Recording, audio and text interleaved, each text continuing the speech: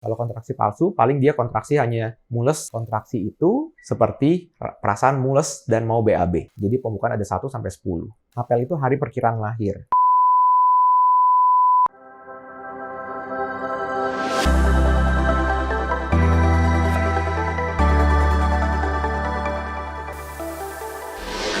Hai, kembali lagi di channel Dr. Kevin. Kali ini saya akan membahas satu topik yang juga sering ditanyakan oleh para ibu-ibu atau para moms. Beranggapan persalinan itu adalah tahap akhir dari sebuah perjalanan kehamilan. Kali ini akan kita bahas apakah benar itu sebuah tahap akhir dari kehamilan itu. Mari kita cari tahu sama-sama. Banyak moms yang nanya, "Dok, kapan saya harus datang ke dokter? Kapan saya harus datang ke rumah sakit bila sudah cukup bulan?" Karena pada nggak ngerti nih, kapan waktu yang tepat untuk datang ke rumah sakit. Contohnya, rumahnya jauh dari tempat bersalin. Kapan kira-kira waktu yang tepat untuk datang? Nah, sebelum bersalin, ada tanda-tandanya. Yang pertama, tandanya adalah dirasakan kontraksi. Kontraksi itu seperti perasaan mules dan mau BAB. Mules itu dirasakan dari perut bagian atas, menjalar ke bawah, sampai ke punggung bagian belakang. Nah, itu yang harus diketahui oleh moms. Jadi kalau misalnya udah merasakan mules, udah cukup bulan, dan mulesnya itu makin teratur, dan kalau misalnya perutnya dipegang itu terasa kencang, keras, seperti kayu, nah itu juga harus diperhatikan. Jadi, cara yang gampangnya adalah, kalau misalnya udah cukup bulan, itu udah mulai tuh dicari tahu. Kalau misalnya merasakan mules, langsung lihat jam. Itu harus lihat jam di HP, di dinding, di jam tangan, itu harus dilihat. Terus dipantau. Mulesnya kira-kira berapa lama gitu, intervalnya berapa sering. Jadi durasi mulesnya itu bisa bahkan sampai 1 menit kalau misalnya memang sudah benar-benar mau bersalin. Nah, kalau misalnya intervalnya misalnya dari setengah jam sekali, terus dalam waktu 30 menit, dilihat tuh langsung. Kalau misalnya dalam 30 menit, 10 menit pertama ada gak? 10 menit kedua ada gak kontraksinya? Kalau misalnya udah setiap 10 menit sekali, itu udah bisa langsung ke dokter. Nah, apa bedanya dengan kontraksi palsu, dok? Nah, ini yang perlu diketahui. Jadi kontraksi yang asli itu, dia bersifatnya makin lama makin sering, dan makin lama makin sakit. Gitu. Dan makin lama makin panjang tuh durasi sekali kontraksinya.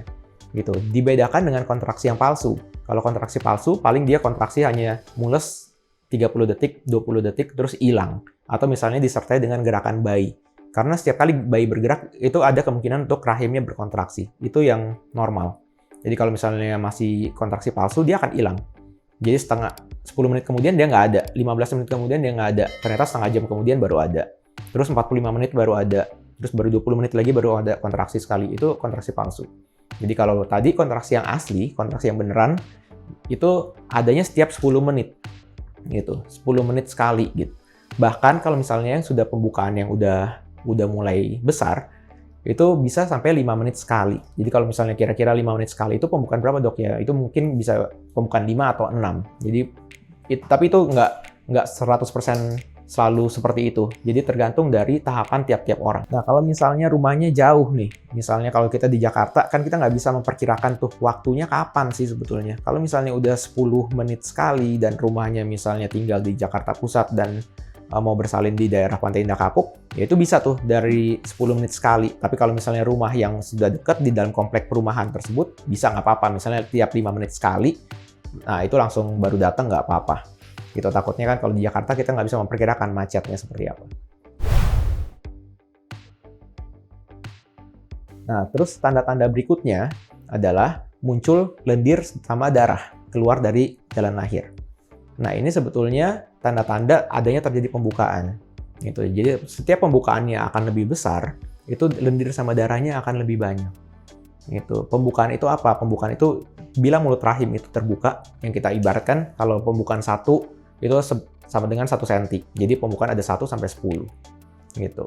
Kalau memang sudah pembukaan 10, itu yang kita namakan pembukaan lengkap. Nah, tanda selanjutnya adalah air ketuban pecah. Nah, air ketuban pecah ini juga harus sering diperhatikan karena banyak moms yang belum tahu, dok, ini air ketuban atau air pipis gitu. Karena yang kita ketahui adalah air ketuban itu bukan pecahnya biur kayak di sinetron-sinetron gitu kan.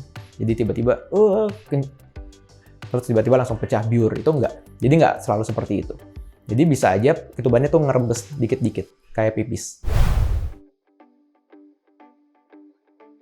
Nah, cara membedakan yang paling gampang adalah gimana cara kita bedain antara ketuban pecah atau pipis. Jadi, coba aja batuk.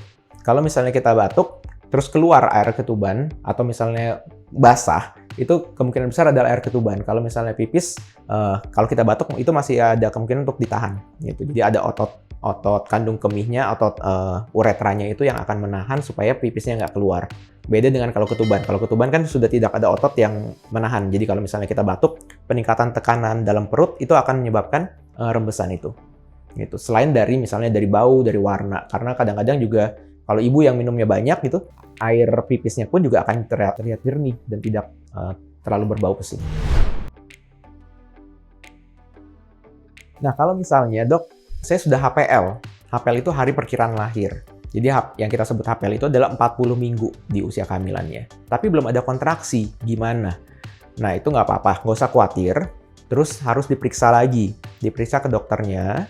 Jadi kita bisa monitor air ketubannya, posisi janinnya seperti apa, terus kita bisa monitor detak jantungnya. Itu masih bisa ada waktu sekitar 1-2 minggu maksimal. Jadi kalau sudah HPL, itu nggak usah khawatir, jadi tinggal diperiksa aja. Jadi kita masih tetap ada waktu untuk memonitor keadaan bayinya. Gitu. Kalau misalnya memang sudah harus dilahirkan, itu bisa diinduksi. Kita bisa kasih obat untuk merangsang. Itu tergantung lagi nanti pembukaannya, apakah sudah ada pembukaan atau belum. Nah, ini juga banyak yang nanya, kalau misalnya setelah berhubungan dan terjadi kontraksi itu berbahaya atau enggak? Nggak usah khawatir. Kalau misalnya kehamilannya sehat-sehat saja dan terjadi kontraksi sedikit setelah berhubungan, memang sperma yang masuk dalam liang vagina itu dapat menyebabkan kontraksi. Itu memang wajar. Jadi kalau terjadi kontraksinya terus-terusan, setelah dipantau misalnya setengah jam, 1 jam, terus besokannya juga masih terjadi kontraksi, nah itu yang nggak wajar. Gitu. Jadi itu yang akan terjadi tanda bahaya. Jadi kalau misalnya kontraksi terjadi terus-terusan, misalnya besoknya masih kontraksi, lusa masih kontraksi, kontraksinya makin lama makin teratur, nah itu yang harus langsung diperiksa. Kalau misalnya kehamilannya belum cukup bulan. Ya, sekian konten kali ini. Semoga pertanyaan-pertanyaan Mams semua dapat terjawab. Apabila kalau Mams mempunyai pertanyaan atau dads yang masih bingung, bisa langsung kontak via di Instagram atau bisa langsung tulis di komen di bawah. Sekian. Jangan lupa subscribe, komen, dan like, dan share ke teman-teman lainnya supaya video ini dapat bermanfaat. Saya Dr. Kevin, until tomorrow and stay healthy.